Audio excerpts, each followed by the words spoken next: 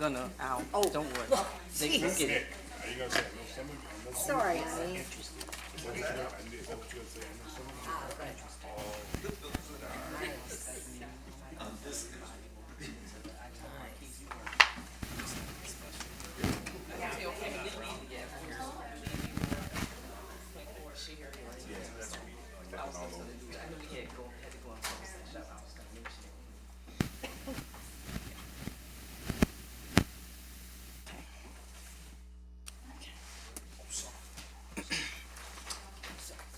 Okay.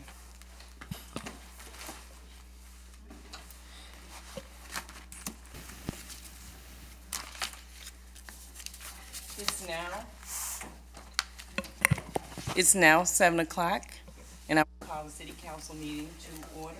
Can I please get a roll call? All counselors are present. If everyone could please stand and join me in the Pledge of Allegiance, but please remain standing in remembrance of a Beloit leader, Tom Nightingale. I pledge allegiance to the flag of the United States of America and to the republic for which it stands, one nation, under God, indivisible, with liberty and justice for all. Please remain standing.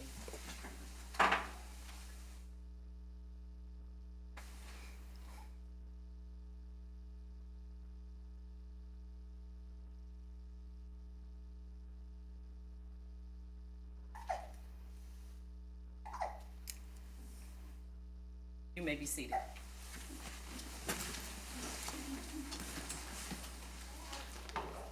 Item 3 is special orders of the day and announcements. Item 3A is proclamation recognizing June as LGBTQIA plus Pride Month.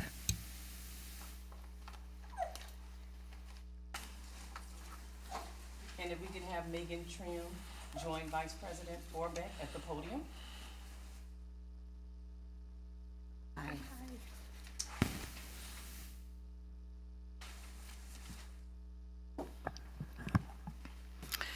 Whereas the City of Beloit supports the rights of every resident to experience equality and freedom from discrimination, and whereas we recognize that a fundamental strength of our community lies in our diversity, and whereas all people, regardless of age, gender identity, race, color, religion, marital status, national origin, sexual orientation, or physical challenges have the right to be treated on the basis of their intrinsic value as human beings.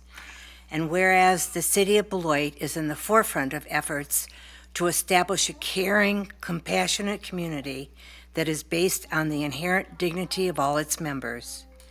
And whereas Celebrate Pride Month influences awareness and provides support and advocacy for the City of Beloit's LGBTQ community, and is an opportunity to take action and engage in dialogue to strengthen alliances, build acceptance, and advance equal rights.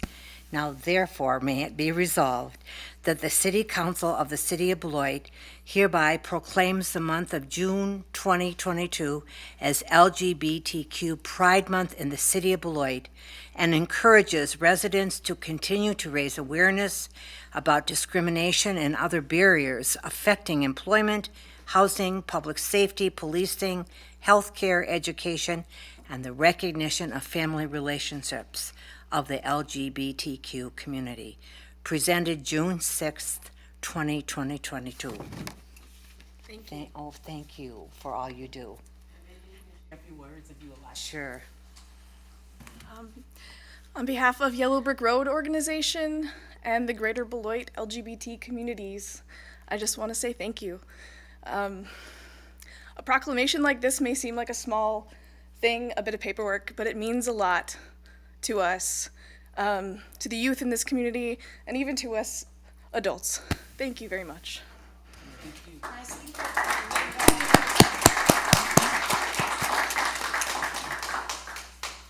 3B is a proclamation declaring Sunday, June 19th, 2022, Juneteenth Day.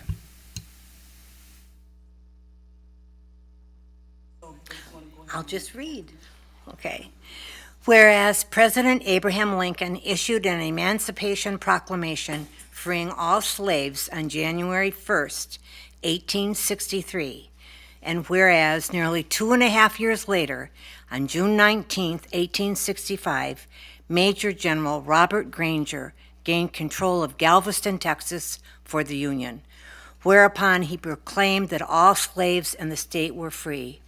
And whereas the anniversary of June 19th has come to be known as Juneteenth, a day for celebrating freedom from slavery and recognizing the importance of African American resilience and perseverance. And whereas committed and concerned residents are dedicated to bringing our community together in yearly celebration of the acknowledgement that all of our people are free.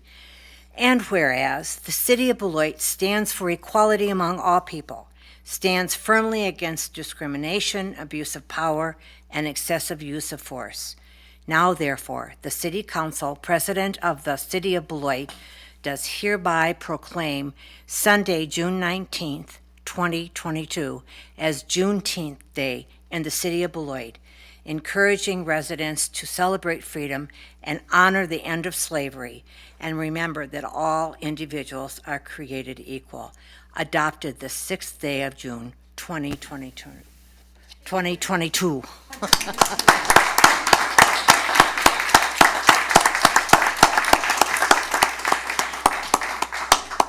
In Regina, there were going to be 2 different groups, I believe, that are going to celebrate Juneteenth in Beloit. Yes, it's going to be the Elite Ladies and also the Rising Queens. Okay, So great. we'll make sure they get those proclamations. Wonderful, thank you. Item 3C is proclamation acknowledging the contributions of Beloit Health System. And if we could have Dr. Kapoor to come forward and Tammy Scarpetta, the leaders from Beloit Health System. And you're going to get a photo too. Oh, Doctor. Great to see you. Official proclamation. Whereas the mission of Beloit Health System is to be a leader in regional health and wellness services that delivers high-quality value and satisfaction to those we are fortunate enough to serve, and has served the City of Beloit since 1970. And whereas Beloit Health Service coordinates with educational institutions, including Beloit College, participating in the Duffy Partnership Program. And whereas the Beloit Health System's resilience over the past 2.5 years has ensured our community has been provided the best COVID-19 care. And whereas Beloit Health System performed over 50,000 COVID tests and over 36,000 vaccinations and cared for 900 inpatients with the latest medical expertise and therapeutics. And whereas the Beloit Health System has been nationally recognized as the, quote, best in the region, unquote, by Leapfrog for being the only provider in northern Illinois and southern Wisconsin to have 3 consecutive A ratings for our patient safety and quality. And whereas Beloit Health System is in the top 1% for improvement according to the National Patient Survey results.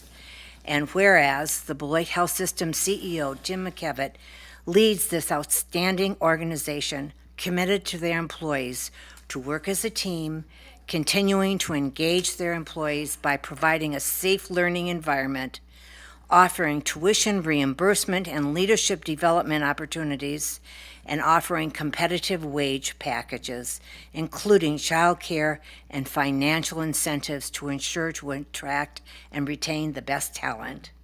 And whereas the Beloit Health System has added both primary and specialty care providers in family medicine, ENT, pain management, ophthalmology, and cardiology.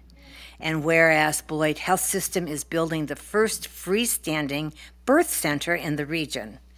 Now, therefore, be it resolved that the City Council of the City of Beloit recognize the contributions the Beloit Health System has provided to the City of Beloit, presented the 6th day of June, 2022. We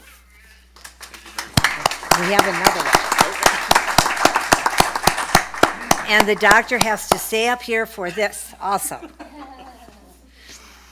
Whereas the Wisconsin Medical Society Foundation is dedicated to improving the health of the people of Wisconsin by supporting medical education and public health initiatives. And whereas Kenneth M. Wiest, Jr., MD, Young Physician Leadership Award was established in 2006 by the Wisconsin Medical Society Foundation to recognize a young physician each year who demonstrates commitment to patients, community, and the profession of medicine. And whereas Dr. Roger Kapoor puts patient needs first by providing house calls to those unable to leave their homes. And whereas Dr. Kapoor improved the patient experience at the Beloit Health System's main clinic within 1 year of his leadership. And whereas Dr. Kapoor served the Beloit community as the Beloit Health System's COVID-19 incident commander. And whereas Dr. Roger Kapoor, MD, MBA, FAAD, Senior Vice President of Beloit Health System, is receiving the 2022 Kenneth M. Wiest, Jr., MD, Young Physician Leadership Award for his commitment to his patients, profession, and the community. Now, therefore, be it resolved that the City Council of the City of Beloit celebrates the service and care to the community in the City of Beloit by Dr. Roger Kapoor, presented the 6th day of June, 2022. And you need to say a word.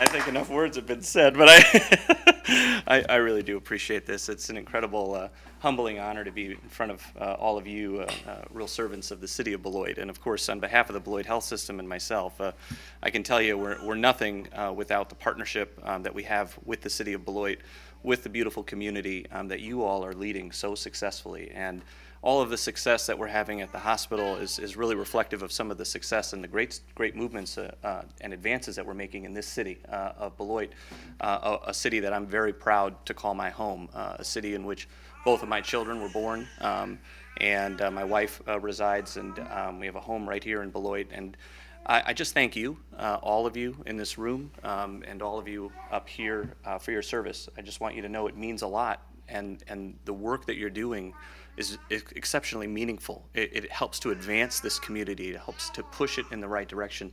And at every corner in Beloit, on every street, you can see the advancements, and what we're doing here is really, truly special. I'm incredibly honored and humbled to just simply be a part of this city. And so I tell you to just carry on the good work. Anything we can do as the health system to support that good work, we'll be there right behind you. And again, humbly, I thank you very much for these very kind recognitions. Thank you.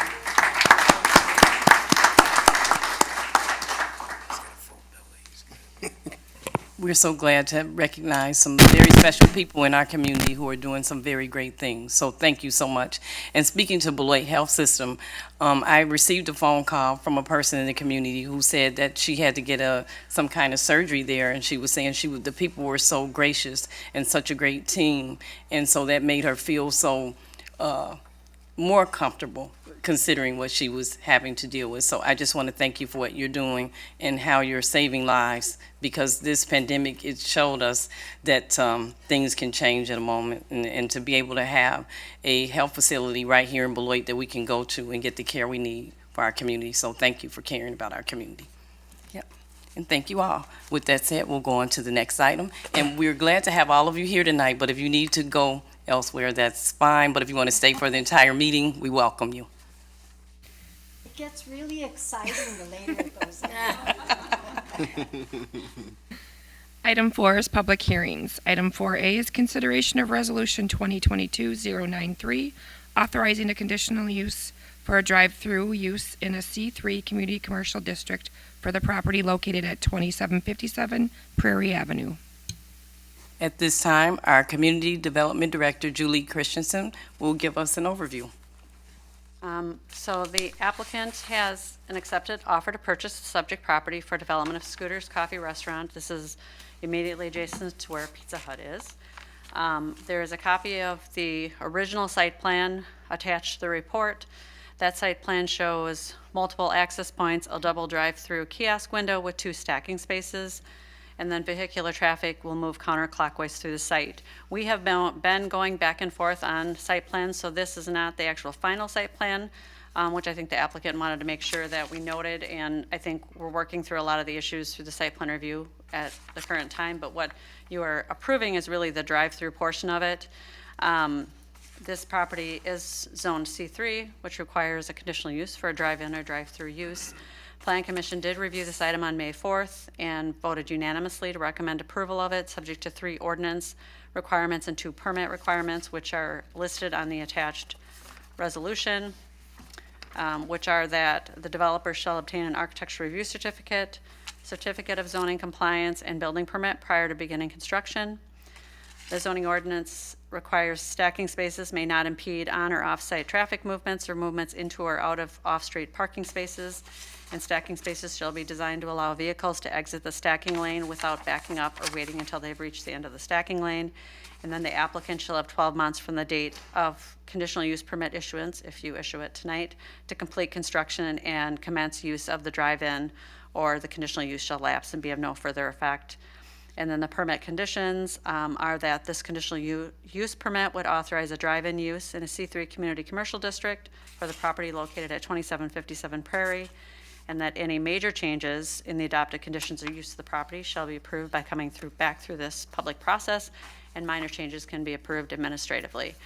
Included in your packet is the original site plan, along with some renderings showing what it's going to look like.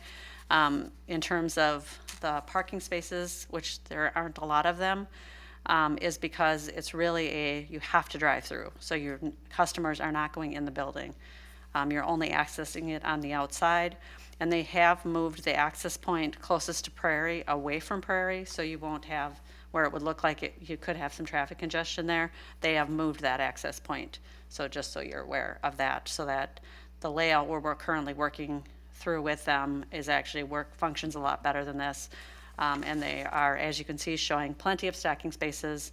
So I think this will be a positive development. I think it's a good development for the community. And who doesn't need another place to get coffee? Right. It's too bad Dr. Kapoor isn't still here, but I imagine the hospital and the clinic are excited about this. Yes, when I got my teeth cleaned, I told her about it, and she was very excited to have a coffee place close, because I get my teeth cleaned over on Hubie, and they were like, we're gonna have a closer coffee. So people are very excited about it, so it's great. And this is on your agenda for action tonight. Thank you, Julie. At this time, the public hearing is now open. Would the clerk treasurer please provide us anything? There was nothing submitted, no. Okay. So, would anyone wishing to speak in favor or opposed, please come forward at this time?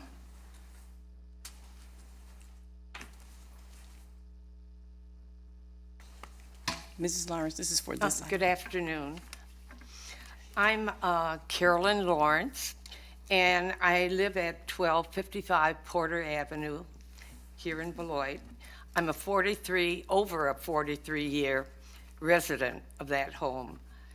I hope I can see my notes here. I take great pride and respect in our neighborhood. And since I've lived there for over 43 years, I've seen a lot of changes for the betterment of Beloit. However, I have been complaining for a number of years for the house that is next door to me. It's 1269 Porter Avenue. I've called code enforcement, talked to Renee has helped somewhat. Now I think it's Jerry that's taken her place. He said he's noticed the house from his car. And it's just an eyesore to the neighborhood, and it brings down all of our property, especially since the homeowners that live in this neighborhood, they take great pride in their home, and they've invested a lot of money. In fact, the end of June, I'm getting my house sided and new gutters. So I'm just wondering about the code enforcement as far as a remedy. For years, code enforcement has not brought a remedy to us for the house next door. And AZR are the landowners of the house. When, I guess, code enforcer does say something to them, they come out and they slap a little bit of paint on the front of the house. I do have pictures that I took from my home. I didn't want to go on their property and take pictures. There's a lot of dermish on the side of the house. The backyard, they haven't mowed it at all. It's about 4 inches, the grass in the front, and not the front, but the backyard. They mowed the front yard, and the gutters that have fallen down, they mowed around the gutters. So that is some of my complaint. I'm just wondering why the community development hasn't did more to bring this to a resolution, because it's been years. And not only do I complain, but the other homeowners have complained too. So I'm asking, I did leave a message with Terry Downing. I was on one of your committees, and she has never returned my call. And so I'm asking now if she could return the call to me, that we could just get some resolution to the house next door. It is a eyesore to the community, to our neighborhood, and really disrespectful. Because we would like the house to, 1269. I'm so sorry, I didn't hear The you. address was 1269, Correct. okay, Porter. Thank you, So Mrs. I'm asking if you could help us, bring it up to code and just some resolution to this problem, because it's been going on for years. Like I said, I didn't take a picture. Should I submit? You can leave them here and I can get them back to okay. you, Mrs. I'll Lawrence. leave it If you want to here. just leave them, just All leave right. them with Sarah on the side over there. Okay. Well, thank you so much for your help. I would Thank really you. appreciate. Thank you for if you coming could help tonight. us. And a staff person will be in contact with you. All right. So thank you for coming. so much. Okay.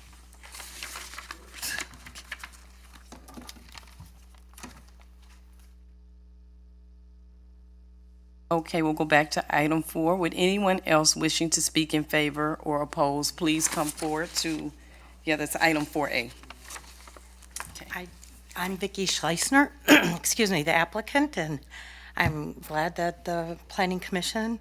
Can you give provided- your name and address for the record? I hate to cut you. Oh, that's okay. Vicki Schleisner. Would you like me to spell that? S like Sam, CHLEISNER.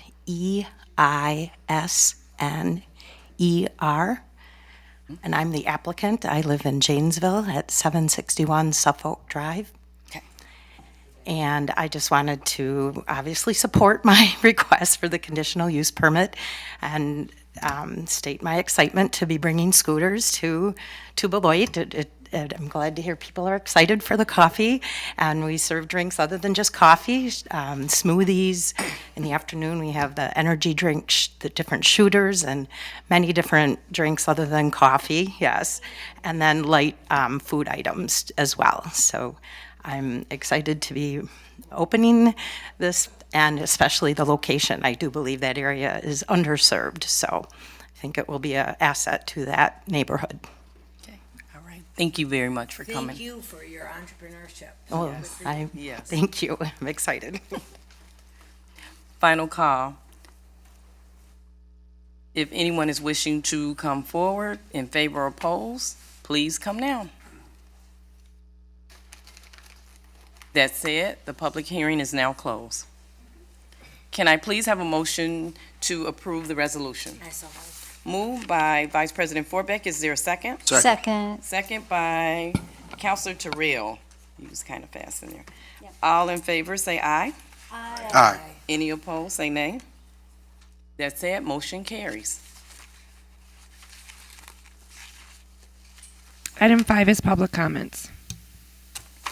We have now reached the point on our agenda for residents to speak to the council about issues that are coming before us and may come before us in the future. Council members may not act on any requests, but may refer a speaker to staff for assistance. We ask that you please hold your comments to 3 minutes or less and refrain from personal attacks of any kind. Public comment is a courtesy, and we expect everyone to conduct themselves in a civil manner. Speakers are asked to complete a public comment form. Madam Clerk, were there any public comments submitted prior to this meeting? Just Carolyn's. Okay. And Ms. Lawrence spoke.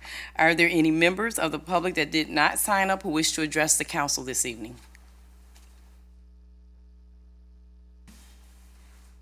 That said, public comment is now closed. Item 6 is consent agenda. All items listed under the consent agenda are considered routine and will be enacted by one motion. There will be no separate discussion of these items unless a council member so requests, in which event the item will be removed from the general order of business and considered at this point on the agenda. Would any counselor like anything removed from the consent agenda? Can I please have a motion to approve the consent agenda? We have items 6A through 6I. Is there a motion? I so move. Moved by Mr. Counselor Levy. Levy and I seconded will by second. Counselor Blakely. Thank you. At this time, there's a motion and a second to approve the consent agenda. Are there any questions or discussion at this time? All in favor, please say aye. Aye. Any opposed, say nay. Motion carries.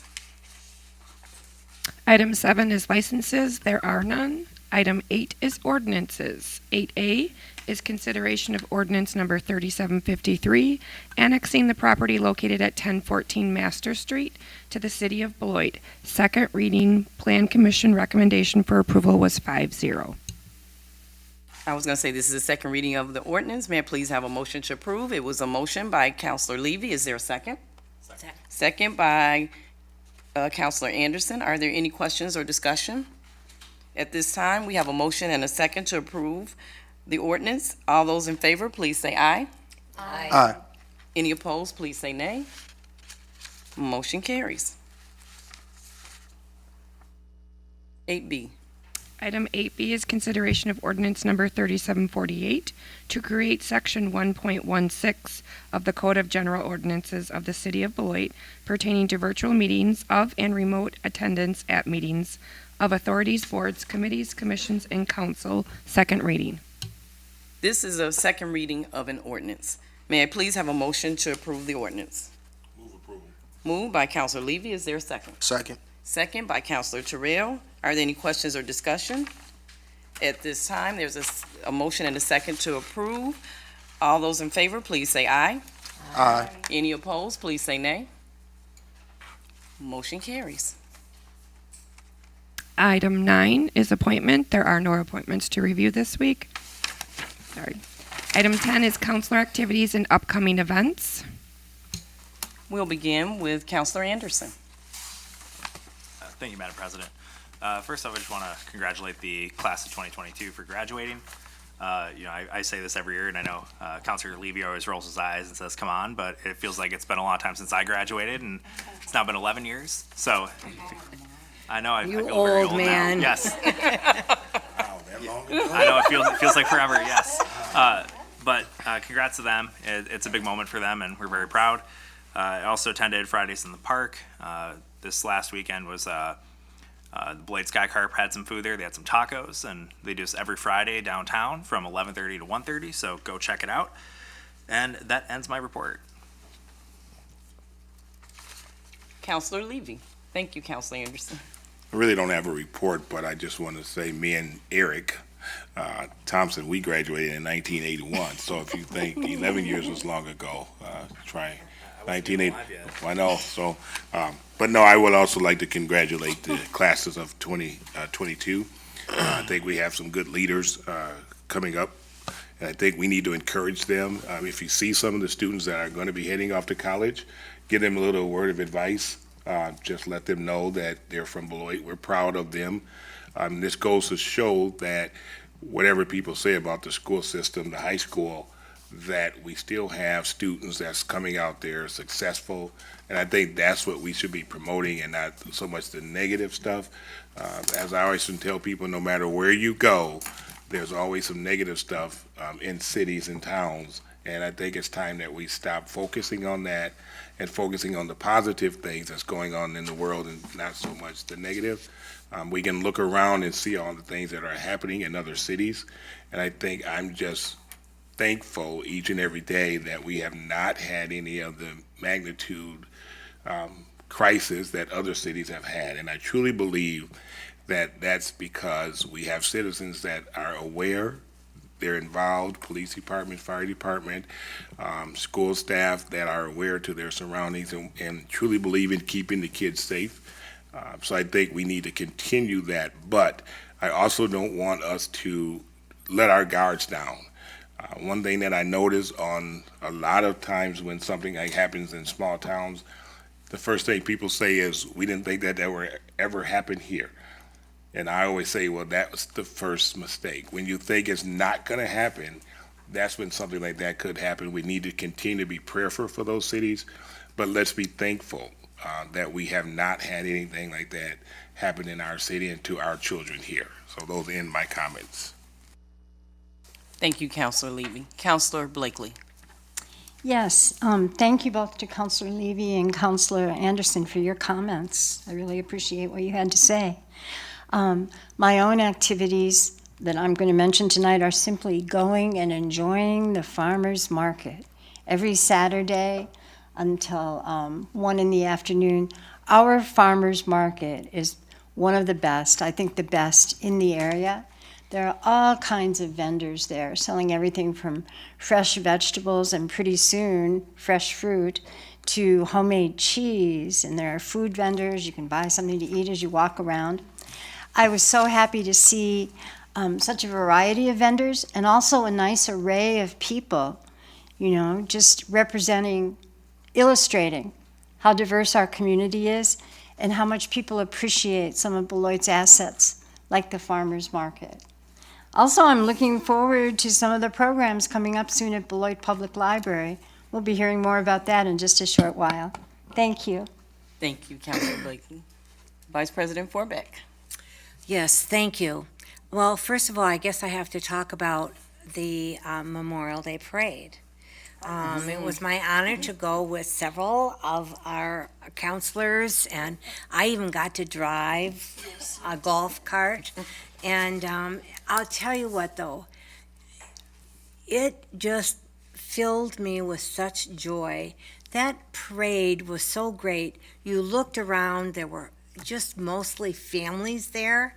They were all smiling and happy and had flags, and little kids were so delighted with our 15 bags of candy and 2 boxes of chips that we were able to give out to the kids. And anyway, it really made you happy about our community. There were families, old and young, and all kinds of different races, and just the diversity and everybody joyful. So thanks for letting me be able to see that from inside the parade. That's it. I'll just mention that Nancy Forbeck is a better golf cart driver than Kevin Day. Whoa! For the record. Thank you, Vice President Forbeck. Next, we'll go to Councilor Terrell. Well, to piggyback off Vice President Forbeck, the Memorial Day Parade was absolutely fun. It was my second time participating in the Memorial Day Parade, and this time around, being a leader for those young people that I've had some dealings with in the past, as far as mentoring for them to be able to see me out there on this stage where I'm at right now, it was like an honor, and for them to see me at school at Merrill the next day, I'm like, hey, Mr. Terrell, I saw you on a parade as a council member. I'm like, that was just exciting. And then for the graduating students, I mentored a lot of the graduating students of the year 2022 at Beloit Memorial High School. I'm very much proud of these kids. I've always told them that when they see me doing things, I would like for them to do better than what I've done. So anything that I'm doing, I think they could do a lot better than me. So if I'm a councilman right now, I think they could run for Congress, Senate, maybe even president. And I always tell those kids to always strive for greatness and just be the best version of themselves as they can. And lastly, one of my kindergarten students on his way to first grade next year, I want to show this, drew Sonic the Hedgehog and Knuckles by hand. by himself. I sat there and watched him draw it. I told him at the council meeting today, I'm going to show it for everybody to see. His name is Demarion Smith. This is like, yes, I've never seen a kindergarten draw something like this by hand, by himself. I sat there and watched him. I'm even recording him. And I wanted to just show everybody this. And I'm so proud of that kid going into the first grade. He's going to be an artist when he grows up. Big Sonic fan. And as you can see, this is very creative right here. You can see Tails on the outside. He didn't have no room to draw him. But, you know, growing up in the 90s, being a big Sonic play, you know, playing Sonic back in the day and just loving Sonic and seeing the kids still, you know, loving the things that we even grew up on, like, it's just an honor. And, yes, one of my Mariel kids, he will draw this for you himself. Demarion Smith, going to first grade, Merrill Elementary. And that's all I have. Thank you, Councilor Terrell. I'll have to keep that in mind. Strive for greatness. I like that. So thank you. Councilor Day? Thank you. I had the honor of attending my first Beloit Municipal Golf Course Committee meeting. Yeah, so I'm sure 7 a.m. everyone here at the council, they're all golfers, so this isn't anything news to them, but celebrating 95 years of the golf course. You guys knew that? We played 21,500 rounds last year at the golf course. It's a lot of people that play, which makes it a significant attraction to the west side. Because we've said, how do we get people to the west side? Through the golf course. They go there, they spend money, so it's great. The condition is in fabulous condition. There's a lot of hard work going on out there. So those guys have a limited crew, good quality, and they really work at it. So you got to give them thanks for that. And then we have the Chatty Shack restaurant, which is new. So if you get a chance, stop out there, look at the renovations that have happened the last couple of years, spend a little money, and enjoy it. So I just want to promote that. Chatty Shack looks like, I haven't been there myself, but I'm going to attend. And then I was at the Memorial Day Parade, and I got to drive the other golf cart. I was actually the safety director for the day. And I kept Sherry and Nancy on course, which was good. But I'm also thankful for everybody and their efforts for the parade, because it was a great day, and it's probably one of the best that I've witnessed in a long time. So that's my report. Thank you. Thank you. Thank you, Councilor Day. Now, some of my words may be redundant, but that's okay. We need to keep hearing those things again.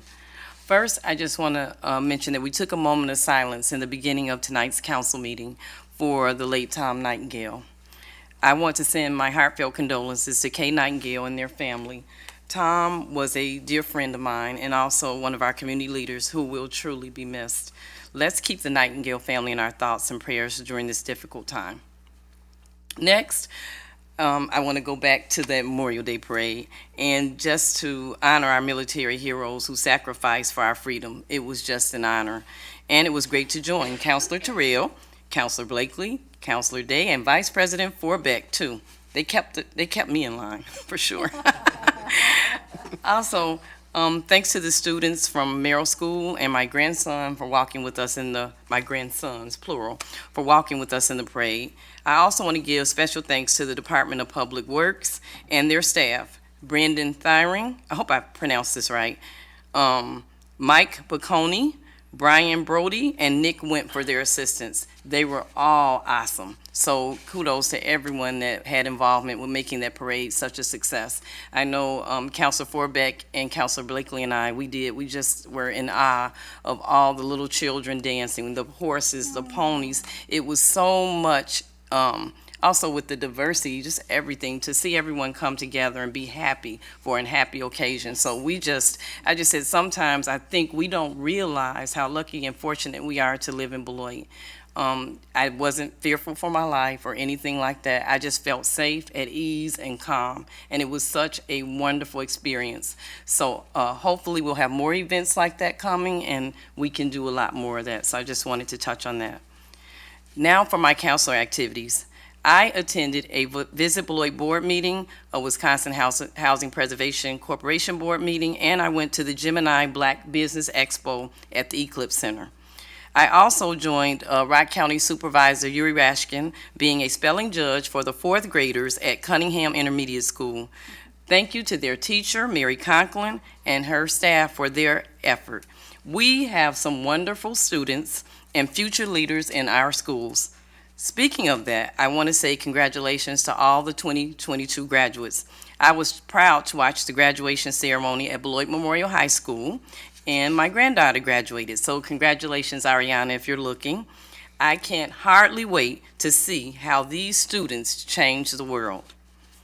Also, I want to share that Counselor Kevin Levy, where you at, Kevin, will hold the seat as second vice chair for the Rock County Board of Supervisors. He is the first African American to serve in this position. Let's give him a hand. All right, Kevin. Congratulations, Counselor Levy, on your continued success. We are very proud of you, and I think too often we don't recognize people when they can hear us and they can see us, and we see and know the service that you give to this community and to the city of Beloit.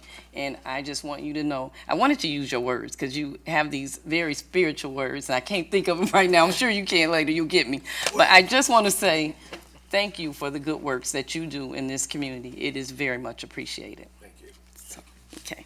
So I want to close by saying, let's be thankful for what we have here in Beloit, and let's choose to spread more love. This ends my council report for this evening. Next, we'll go to item 11. Item 11 is City Manager Presentation. 11A is the Beloit Public Library Update.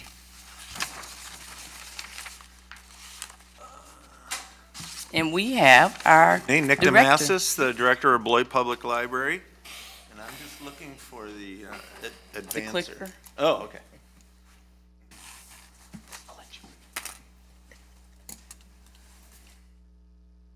Okay.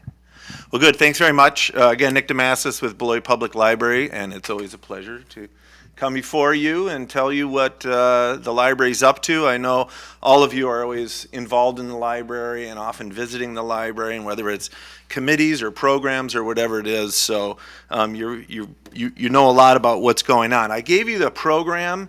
That's our fresh new program. Isn't that slick? It's now in nice glossy and color. I have 2 stacks here if anybody on their way out would like it. It gives you an idea of what we're up to over the next quarter. I am not going to go into each of those programs like that, and if you ask me questions specific about some programs, you may get a deer in the headlights, because I often try to stay very high level, and we're going to see what some of those things are. We have some great projects coming up ahead.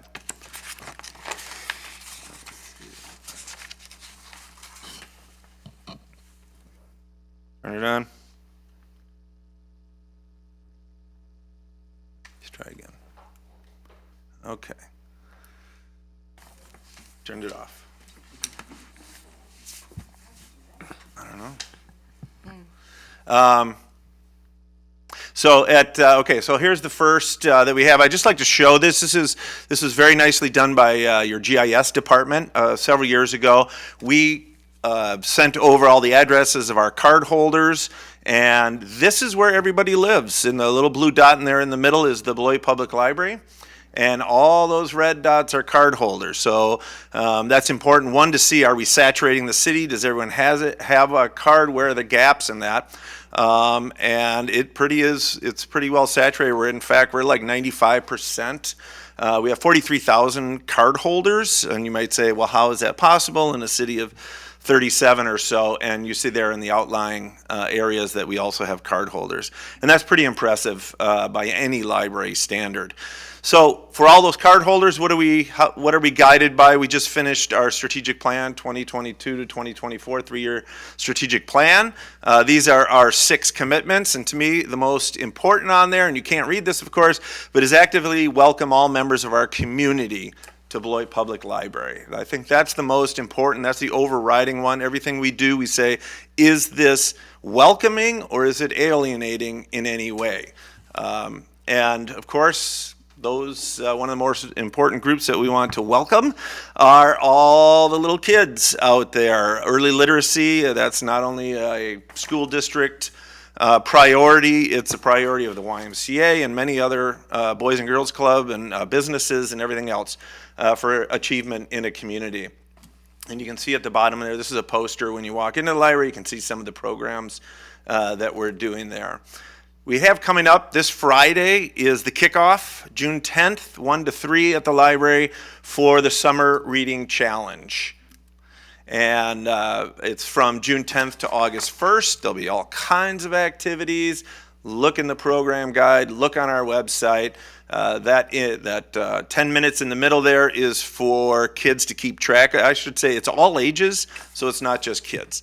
And to keep track of your reading, you can do that on the paper form, or there's also this Beanstack app that you can download, and the information's on there as well. And then our partnership with the Beloit Scar Carp, and there'll be some prizes at the end. That's what you see in the right over there, some swag, things they can pick up, but also some tickets at the end, a nice event at the end of the summer. The reading guide that you saw there, a little bit more about the kickoff. You might say, why is Snappy in there when it's not the Scar Carp? But they're going to maintain both mascots and pull Snappy out of the dust bin or whatever for certain events and things like that. And we also have PBS Wisconsin as another major partner of ours. So Beloit Public Library, along with Community Action and Mark Perry, we are selected for the Ready to Learn neighborhood. And so we're the key partners, and then it's a start to bring in all the other organizations to create a learning neighborhood. And we were chosen by PBS Wisconsin. There's only a few other libraries in the nation, and it's growing now, but and especially because of the innovative things that both we do and Community Action, but also because of the need in the community. So we've been having a number of programs. Lissa Sanga there, she came and talked to our Fable group. On the right is Muna Al-Gahedi, and she does a lot of the programming with us, and there you see a quote from Mark Perry. And he's just been fabulous in Community Action. He's another person that just says yes, yes, yes, yes, yes. Let's make it happen. Let's see how it goes. We try not to forget the teens. Teens can be a tough nut to crack, and every library is has different relationships with the teens. And that what's strong for us right now is the gaming club. And so they come in 6 to 8, and when I'm rolling out, heading home sometime between 6 and 8 there, I can see in that window, and they're in there, and that room is packed, and they're playing, doing all kinds of stuff. And it isn't just technology, it's also, just traditional games. Wednesdays at the library, this is where we have music and a food truck in partnership with next door, the Community Health System.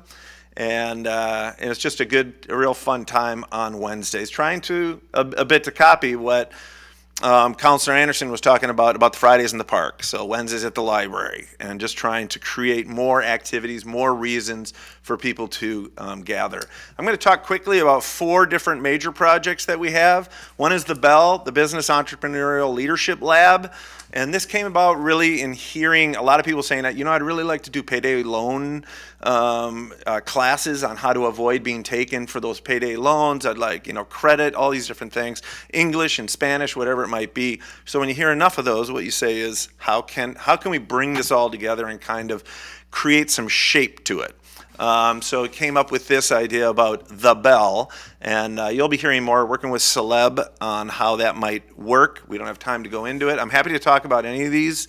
One-to-one, we can sit down and have coffee or whatever. If any of these you say, I really have some ideas about this, and let's connect these different organizations. That's the way it grows. Councilor Levy is now a commissioner. Or county supervisor. So, these kits came out of the county saying, let's set aside about $5 million for ARPA grants for businesses that have been affected over the course of COVID. And the libraries now have these kits as part of that, and it's a hotspot and a laptop, and then also a connect or kind of software in a way to some business plans and planning and help in that. So that can now be checked out of the library, and we have a dozen of those. Great. The Blender Cafe, we're kind of giving that a little bit of a reboot. Everything over COVID takes a hit with the students, and a big part of the blender was the students being hired to work in it. That went away, obviously. During the pandemic, but we just started again with a new student. This is Isaac there behind the counter, and those are all his teachers from the Beloit Learning Academy, and the administration, the principal, and they were so proud of him having an opportunity here this spring to be able to get some of that learning. But our partnership now with the school district not only strengthened, but now we have Aramark. So what we've done is we've sort of stepped back from saying we're running the cafe to having the experts at Aramark run the cafe. And then they bring a lot of value to that. And what the other thing we're looking at doing now is kind of pivoting into kid theming and kid sizing the blender a little bit more, and really getting in the early literacy. So just what you see on the left there, we're going to redo the patio so we can do more events out there that make it safer. It's a beautiful patio, but it's not as safe with all the the pavers in that.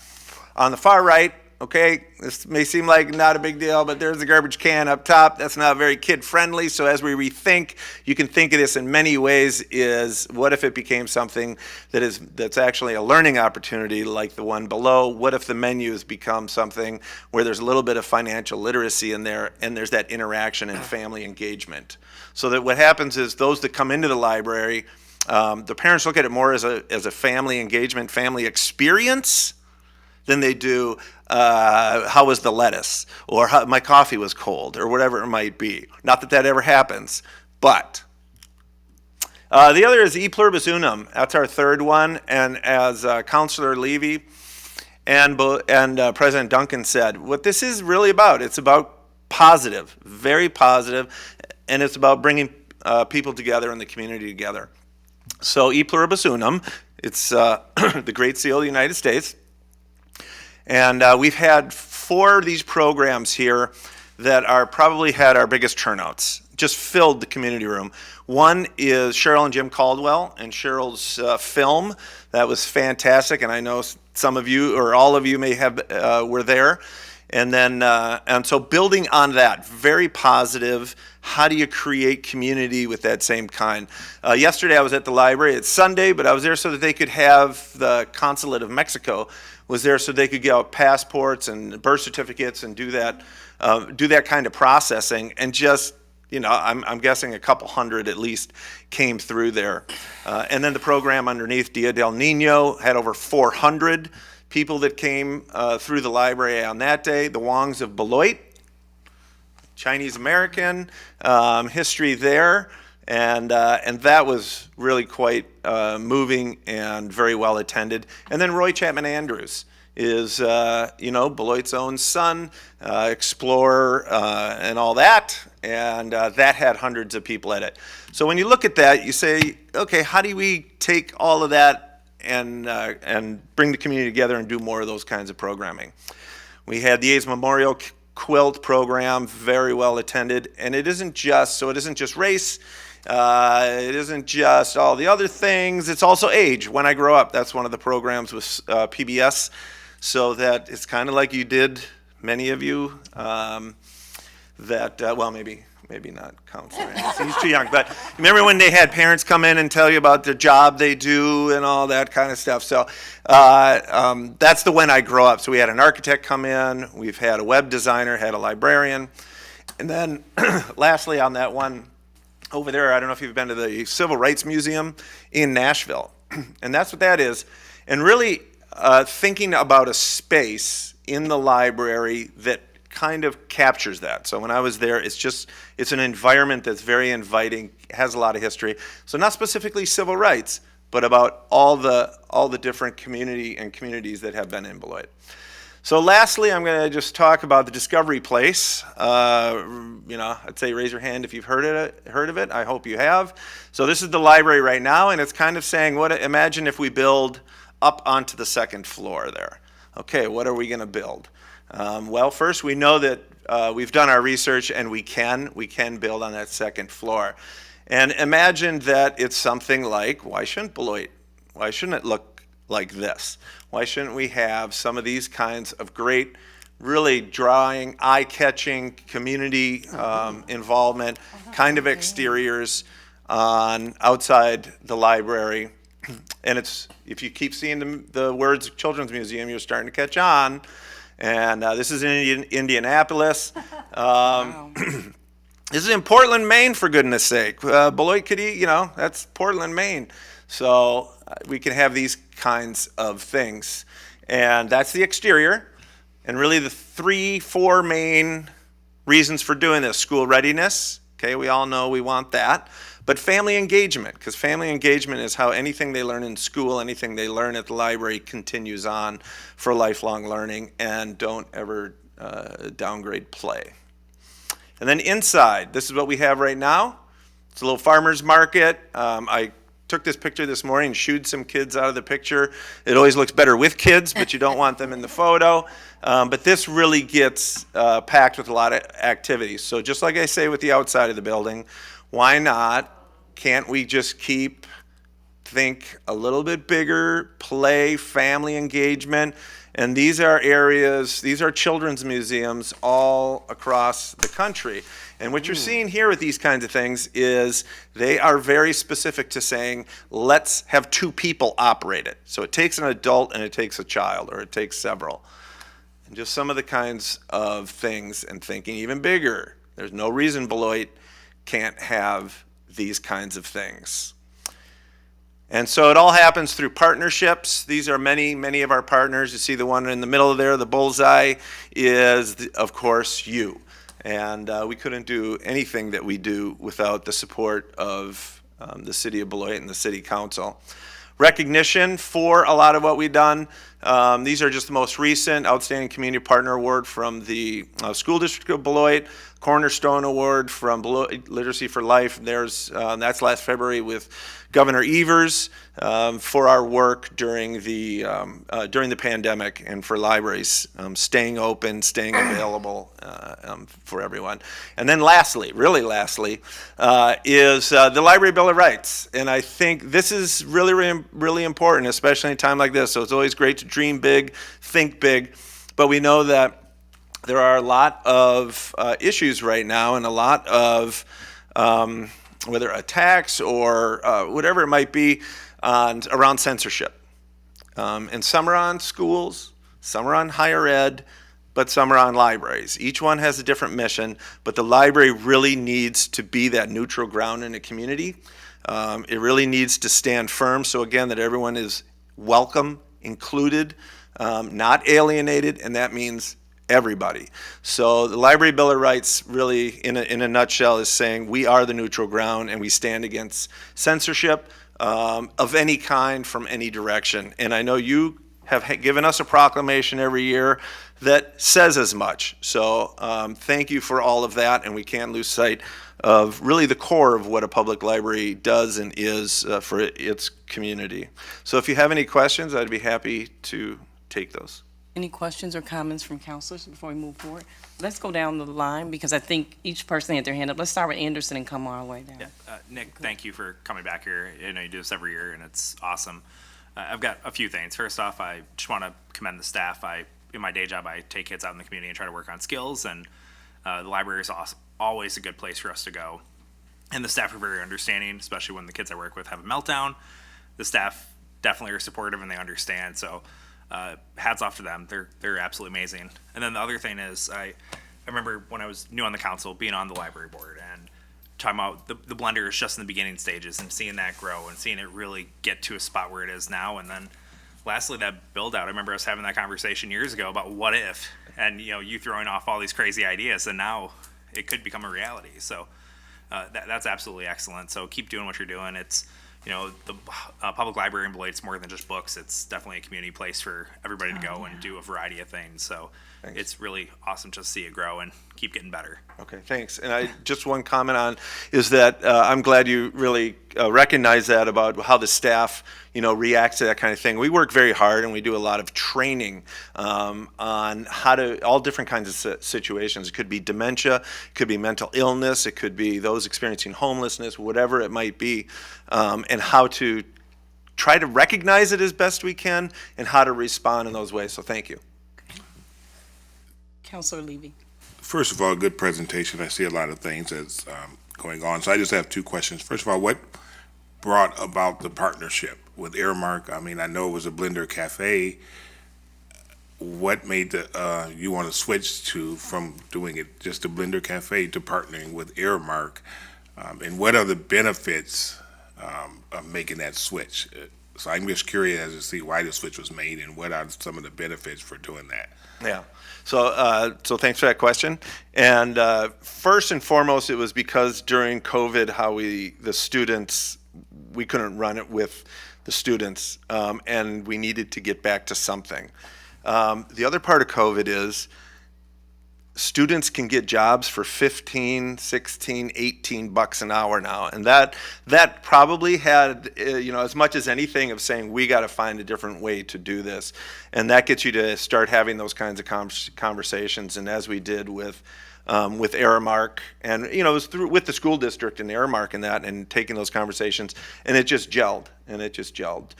So we will realize efficiencies because they can purchase things on through economies of scale and through their distributors and that as well. Also, as we switch over to the kid themed, they already have some of that stuff in place because that's who they deliver to, their school districts in particular. So we just think it's going to be a real good and strong partnership. Okay, and when you talk about the Children's Museum and other things that Beloit can do, have you sat down to kind of even estimate what that would cost and how you would get the funding for that? Yes. So I'm going to throw out a very large number because, and some people have said, it can't cost that much when the Boys and Girls Club, when you're adding on, there can be a greater cost. So the number I've been saying, and it's not just a number I'm throwing out, but it's about 7 to 10 million is what we're looking at. And sort of our working approach is the city is not going to be able to fund something like that, either as an upfront cost or probably even as an ongoing cost. Now, I don't want to rule that out, but I want to keep the conversation going on this. So everyone is pretty much approaching this now, and we've had a number of meetings and discussions, and we're digging into it. But we are really approaching it as it's going to have to be a privately funded, and there's going to have to be some kind of an endowment to keep that going. Now, how partnerships and how the city, things change, things improve and all that, sees an opportunity there, but we're not moving ahead on this with the assumption that the city is going to write a check for it. We'd be happy to accept one, but... Yeah, you notice none of us even responded to that, right? And the laughter was pretty uniform. I'm not speaking as the entire council right now. I'm speaking as solo Kevin Lee. No, nobody picked up on that. But I guess, and I like that. But I guess my question further is, with the Boys and Girls Club being completed, how many times do you ever get the feeling that the citizens may say, I love all the new development and stuff that's going on, but we ourselves are just being tapped out? Because I'm sure with something like this, you may be tapping the same people over and over again. Do we fear that sometime that they're going to be so tapped out, they're going to be like, I don't know where I'm going to get it from to assist? I mean, I'm sure you thought about that, but that's because I know we have a lot of people that constantly donate and give that, and we have great ideas for a lot of companies, and I'm just don't want, it seems like we would be going to the same people all the time, saying, here's another project. No, that's very true, and you definitely have to be aware of that, and that is part of our process. Part of our process is how do we make the case that this is going to move the needle for the community, for the schools, for the students, for everybody moving forward, and then we think if the case is made, we think that the resources will follow, even from those who often get asked. So yeah, that's all. Yeah, I totally agree with you. Thank you. Thank you for your presentation, Nick. And I am so well impressed with this material here. I mean, this makes me seem pretty old, Clinton. But I've always been in love with libraries from the time I was little. But now the library is in direct competition with the internet and so much more that is available to our children and families. And this pulls so much together in one place. I really enjoyed the variety of pictures you brought in of children's museums from other community. Isn't that thrilling? Yeah. So I had a question. Oh, yeah.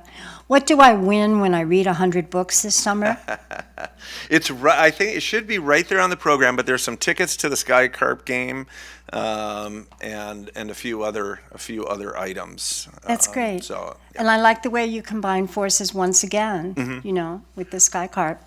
yeah, partnerships. As you said, libraries are changing, and have changed, but the collections and things like that are still important.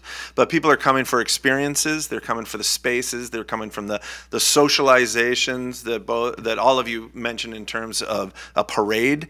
That's the kind of environment that you want to create inside of a library when people have many choices, especially if they have choices to leave the city to go somewhere else for that experience, is we want to be able to create those here. Thanks. Very good. Thanks so much. Councilor Forbeck? Yes, I just want to say Ken and I have been volunteers for CASA children, and I cannot tell you the joy of taking kids who don't usually get an opportunity to go to a library. I'm goosebumps just talking about it. But we would walk in there with those little boys, and not only did they play, you showed the things that are in there, but then could play on the computers. They don't have computers, of course, but also just talking with the other kids that were there. The days, now I'm not going to tell you when I graduated, Clinton, but the days when you couldn't say a word, I mean, you couldn't even whisper, and a library is not there. Well, thank heavens you don't need it. But they met some other kids there, and it was a wonderful refuge for them. So I got taught about through the eyes of these darling young children.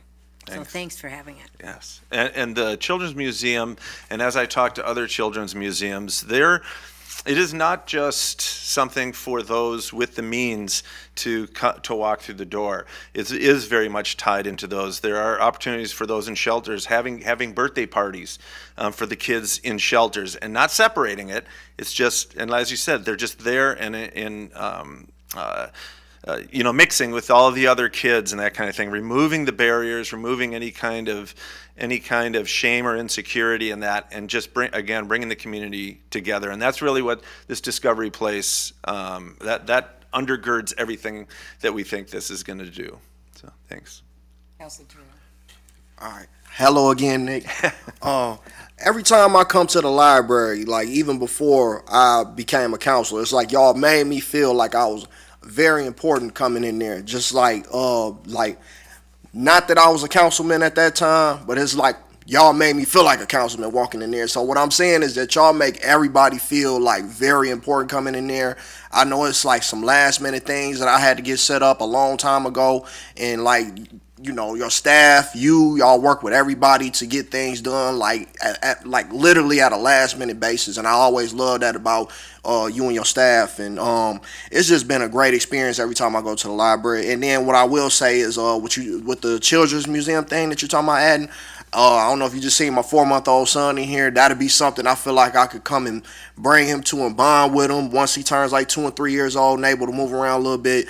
I could definitely see myself going to the library with my son and definitely bonding with him on that level. Like already I could do that today, but with these developments y'all talking about adding, like that'll just really make it like that much more fun. And I got a smidge of the criticism. Now the Blender Cafe, I'm kind of hoping y'all keep that open a little longer. Cause I mean, I come there sometimes like during school hours and it'd be like 2 p.m. and it's closed, and I like going there. So like, has there been any kind of way y'all want to keep it open to like maybe 5, 6 p.m. maybe? Yeah, and that's actually in our implementation plan. So I showed you our strategic plan. Oh, yeah. And then you won't see the implementation. That's on us to say what are the specific things we can do to make that come to life. And one of those is look to get the hours back open later and even on Saturday again. Right, and that's just to say that I love the Blender Cafe. No, I know. So, yeah. That's a good criticism. You know, I'll take those anytime. Absolutely, but other than that, like I say, my experiences there are great, and I just love what y'all are doing. I have no complaints or anything about the Beloit Public Library, and thank you for everything you do. Yeah, thanks. And you heard me say at the beginning, actively welcoming all members of the community to Beloit Public Library, and that's exactly what you said, so thanks. Absolutely. Councilor Day. We don't have to speak, huh? Nick, just thanks for being here tonight. You did a great job. Appreciate it. It's good for everybody to understand what the library is doing for the community, so hopefully if we all wish hard, we can get that project built for you. All right, good. And, we're working together on the Quality of Life Committee, and there's a lot of partnerships that can happen there as well, that the library can be a part of.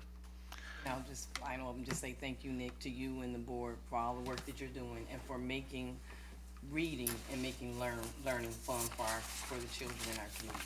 Thanks so much. Thanks. Thank you.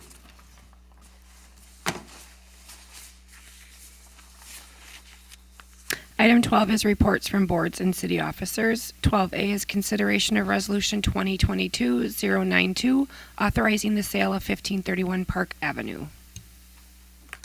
At this time, our Community Development Director, Julie Christensen, will present. Okay, so 1531 Park Avenue was originally purchased by the city in 1999. At that time, there was a dilapidated building located on it, and the city allocated CDBG funds to demolish the structure. That structure was demolished in 2000, and since then, it has been a vacant lot. We've had a number of people look at it, but I think this is the first serious offer we've received. So DeAndre Jones submitted an offer to purchase the property for $2,486. His plan is to construct and operate a public service community center at that location. We did, because there were HUD funds involved, we did look into it with HUD staff, and we're assured that there's no restrictions left on the property related to the grants. So we can sell it outright without any of those kind of strings. We had two closed sessions on this, and at the end of the back and forth, we landed on counter offer number 2, which is included in your packet. And I will tell you that the original counter offer 2 that was posted on the weekend was missing number 5 and number 6, which we discussed in our closed session, those 2 dates. So those got added today, and it was re-uploaded today. So in the counter offer is the following conditions: that the buyer shall pay for all closing costs, fees, costs of providing title insurance, etc., so that the seller will net $2,486 at closing. Seller shall have the right to repurchase the property for $2,486 if buyer does not obtain a final occupancy certificate within 4 years of the date of the closing. See sample form of such agreement attached as Addendum A. Seller shall have the right of first offer refusal for the property should buyer intend to sell the property. And then see sample form of such agreement attached as Addendum A. Closing shall be at Brabazon Title Team Group LLC at 2225 Cranston Road, Beloit.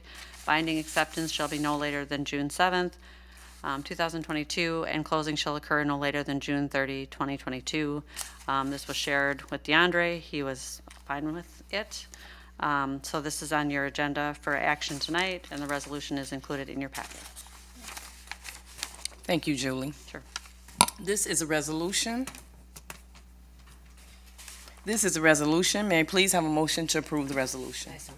Moved by Vice President Forbeck. Is there a second? Second. Second by Councilor Terrell. Are there any questions or discussion at this time? At this time, we have a motion and a second to approve the resolution. All those in favor, please say aye. Aye. Any opposed, please say nay. Motion carries. Item 12B is consideration of Resolution 2022-099, amending special assessments and hookup fees for Master Street Water and Sewer Improvement Project. Eric Miller will present to us at this time. Hi, good evening. So in August of 2007, the city levied special assessments and hookup fees for properties located on Master Street. Those special assessments were for water and sewer mains running in front of their properties. And there was a citizen request for the property at 1014 Masters to take a look at that special assessment and possibly have the city take a look at the original resolution that was passed back in 2007. The reason for that is because the original resolution that was passed was for property improvements along with an interest rate that accrued at 7.25% over a 10-year period of time from 2007 to 2017. Since that property was located in the town, they did not have to pay that assessment until they hooked up to the city services. And since we had an accrued interest of a significant amount of money, if you remember what happened in 2008 in the economy, we had a great recession that occurred. And so interest rates basically went to zero for a number of years.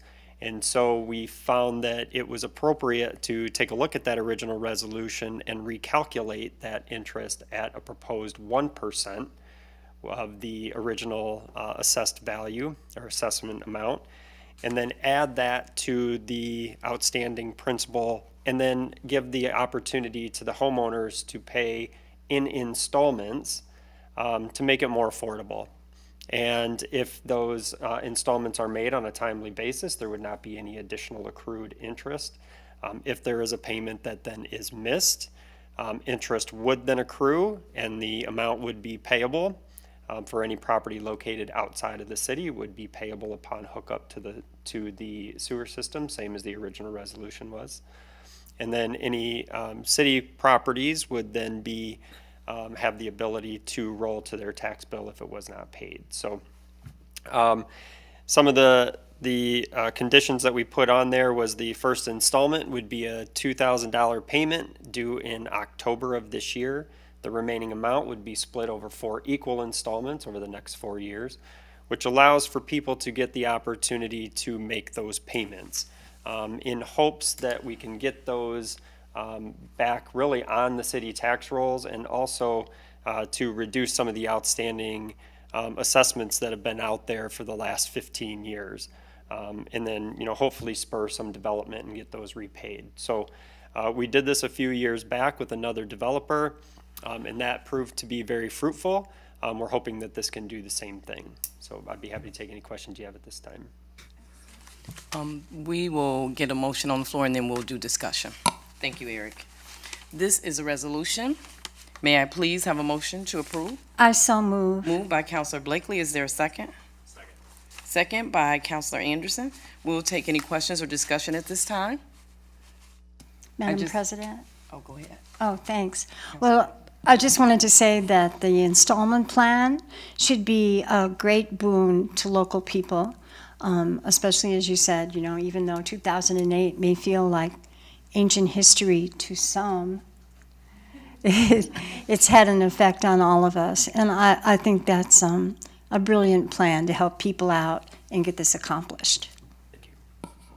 Thank you, Eric. And I just had one thing to add. In the staff report, it said payment, which was a plus. The payment of outstanding special assessments will reduce the accounts receivable and increase the fund balance in our special assessments. So I also wanted to make note that this will meet 4 goals with this. Meet goal 1, 3, 4, and 5 in conformance with our strategic plan. So thank you. Right, thank you. Okay, at this time, we have a motion and a second to approve the resolution. All those in favor, please say aye. Aye. Aye. Any opposed, please say nay. Motion carries. Thank you. Item 12C is consideration of Resolution 2022-089, accepting the funds obligated by SLATs for FFY 2022 bipartisan infrastructure law carbon reduction program. Beth Kruger will present. Good evening. Before you is a resolution to accept the obligated funds from SLATs for the purchase of 3 electric lawnmowers. The Bipartisan Infrastructure Law of 2021 established a carbon reduction program. This new federal program provides funding for projects that reduce transportation emissions and requires states to develop comprehensive carbon reduction strategies. The federal cost share on the projects eligible for the carbon reduction funding is 80-20, 20% being the local share. Projects in areas over 200,000 in population must be selected in coordination with the Metropolitan Planning Organization that represents the urbanized area prior to obligating funding, which has occurred here. SLATs met on May 16th to obligate the funds. They did award just over $123,000 to the city of Beloit, which requires a local match of $30,891. Council's permission is being sought to accept that obligation. The funds will be used to purchase 3 electric lawn mowers. 2 of the mowers are general purpose mowers, while a third mower is a specialized golf mower that will be utilized for mowing tees and greens, fringes at the Kruger Haskell Golf Course. The remaining money in the Park and Golf Course Vehicle Replacement Fund will be used to cover the local match. And the resolution also includes an amendment to the city CIP, which will allow the purchase of the equipment in 2022. Thank you. This is a resolution. May I please have a motion to approve? I so move. I think it was moved by Vice President Forbeck, a second by Councilor Terrell. Are there any further questions or discussion? At this time, we have a motion and a second to approve the resolution. All those in favor, please say aye. Aye. Any opposed, please say nay. Motion carries. Item 12D is consideration of Resolution 2022-096, accepting a service transportation program urban grant for a hybrid bus and amending the 2022 capital improvement program. Terry Downey will present. Hi, everybody. In November 2021, the City Council approved the 2022-27 CIP, which included a project to purchase and replace 2 diesel transit buses in the amount of $540,000 each, and this is also 80% federal and 20% local match. Since that time, this surface transportation program for urban communities through the state became available for hybrid buses with a similar 80-20 match. So 80, it's federal funds through state, so 80 state and 20 local. Beloit Transit priced out a hybrid low-floor Gillig bus at $787,450, which exceeds the amount that was originally approved in the CIP. So the SLATs committee approved a TIP amendment, sorry, I couldn't think for a second, approved a TIP amendment on April 25th of 2022 for the funding of the STPU grant for the hybrid bus, and that happened on May 16th of 2022. So a little bit about what the FTA is doing right now with electric buses and hybrid buses. The Federal Transit Administration is encouraging transit agencies nationwide to begin transitioning their fleets to low or no emission vehicles. For short, they're calling it the low-no. There's low-no grants, and so low-no vehicles. The FTA is also requiring public transit agencies to adopt zero-emissions fleet transition plans, and federal and state grant funding is now offering additional points for low-no vehicles. Some grants are now being offered exclusively for replacement of diesel vehicles to low-no vehicles. So that's what this STPU program offered. We didn't have the option to, under this grant, to apply for funding for a regular diesel bus. So we chose to apply for a hybrid bus. We're asking for permission to accept this STPU grant for the hybrid bus, and that and also requesting an approval of amendment to the city's 2022 CIP to include the increase in the amount for that and the change from a regular diesel bus to a hybrid bus. And this also aligns with the sustainability goals that the city has, and with our new green tier community, I think there's a goal to transition our fleet over to low-no vehicles. So if you have any questions, I can answer those.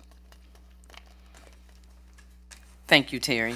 This is a resolution. May I please have a motion to approve? So moved. Moved by Councilor Terrell. Second. Seconded by Councilor Blakely. Any questions or discussion? At this time, there's a motion and a second to approve the resolution. All those in favor, please say aye. Aye. Any opposed, please say nay. Motion carries. Thank you. Thank you, Terry. Item 12E is consideration of Resolution 2022-100, approving an operating agreement with Friends of the Welty Environmental Center, Incorporated for use of office space at Big Hill Center, 1201 Big Hill Court. Elizabeth Kruger will present. Good evening. The City of Beloit and Welty Environmental Center are parties to an existing operating agreement that allows Welty to operate at Big Hill Center and Big Hill Park. Welty approached the city requesting to have access to more space at the center, and the city is agreeable to their request. The new agreement maintains much of the pre-existing agreement between the parties and establishes roles and responsibilities of both parties in using and maintaining the space at Big Hill Center. The new agreement calls for additional fees to pay for the additional space used by Welty. There's a step increase every 3 years, just over $8,000 at the beginning per year to just under $10,000 by the end of the 10 years. The city will be responsible for maintenance and custodial services for the common areas of the upper level, and the parties will work together to ensure the cleanliness and upkeep of the facility. Welty will remain responsible for light maintenance and housekeeping of the areas that it uses. And the agreement calls for an initial term of 5 years with 1 5-year renewal period. I'm certainly available to answer any questions if you have any. Thank you. This is a resolution. May I please have a motion to approve? So move. Moved by Vice President Forbeck. Is there a second? Second by Councilor Anderson. Are there any questions or discussion? I just want to make a comment, if I could. Here is a case of a not-for-profit that struggled mightily, and I'm telling you, the work that they are doing now is just superb. You talk about educating our kids, and of course, there couldn't be a better place for Welty than out there at Big Hill Park. So you probably get tired of me saying this, but really, everybody wins on this one. We do, with some more money coming in from a facility that we own, and yet they're responsible. So I'm just thrilled that they're in the growth mode and can use more room. So good. Any further discussion? There's a motion and second on the floor. All those in favor, please say aye. Aye. Any opposed, please say nay. Motion carries. Item 12F is the City Council may adjourn into closed session pursuant to Wisconsin Statutes 19.85 sub 1 sub E for the purpose of deliberating or negotiating the purchase of public properties, the investing of public funds, or conducting other specified public business whenever a competitive or bargaining reasoning require a closed session, namely to discuss a potential collective bargaining agreement with the IAFF Local 583 Fire Union. The City Council may reconvene into open session. May I please have a motion to go into closed session? So move. Moved by Councilor Terrell. Is there a second? Second. Second by Vice President Forbeck. All in favor, please say aye. Aye. Any opposed, please say nay. Motion carries. We are now in closed session.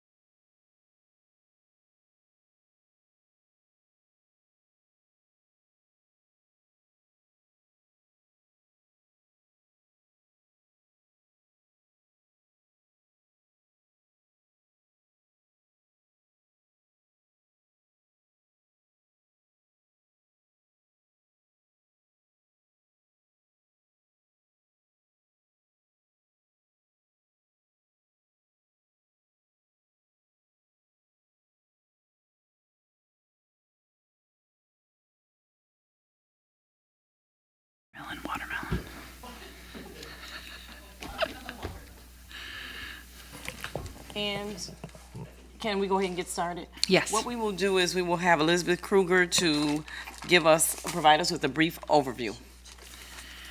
Before you have Resolution 2022-103, which is a resolution approving and ratifying a tentative agreement between the City of Beloit and the International Association of Firefighters, Local 583, for a subsequent agreement for the term of January 1, 2022 through December 31 of 2023. The highlights of the tentative agreements is a term of 2 years from January 1, 2022 to December 31 of 2023. Wages, there are 2 splits in the year. January 1, a 1.5% increase. July 1, a 1% increase. January 1, 2023, 2%. And July 1 of 2023, a 1%. There's also a one-time ratification bonus of $850. The city was able to negotiate the union providing at least 6 months' notice for retirements, which will help us maintain staffing for succession planning.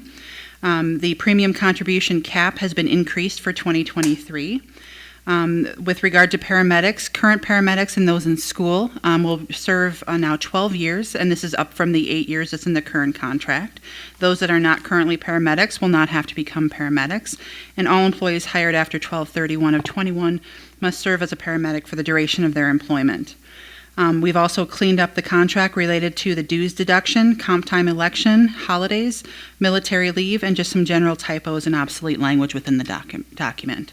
With that, I'd answer any questions if you have any, but would ask for approval of Resolution 2022-103. Is there a motion to approve the resolution? So move. Moved by Councilor Terrell. Is there a second? Second. Second by Vice President Forbeck. All those in favor, please say aye. Aye. Any opposed? Oh, you know what? I'm sorry. Let me go back because there may be any other, did I say questions or discussion? Didn't, but. Okay, let me go back. We have a motion and a second. We had a motion by Councilor Terrell, a second by Vice President Forbeck. All in favor, please say aye. Do you want? Oh, no, all discussion, I'm Yeah, sorry. right. It's getting late. It is. At this time, I'll take any questions or discussion. Apologize. Counselors, last call. Okay, so we have a motion and a second. All those in favor, please say aye. Aye. Any opposed, please say nay. Motion carries. With that, I will entertain a motion for adjournment. There's a motion by Councilor Levy. Is there a second? Second. All in favor, please say aye. Aye. Any opposed, please say nay. We are now adjourned.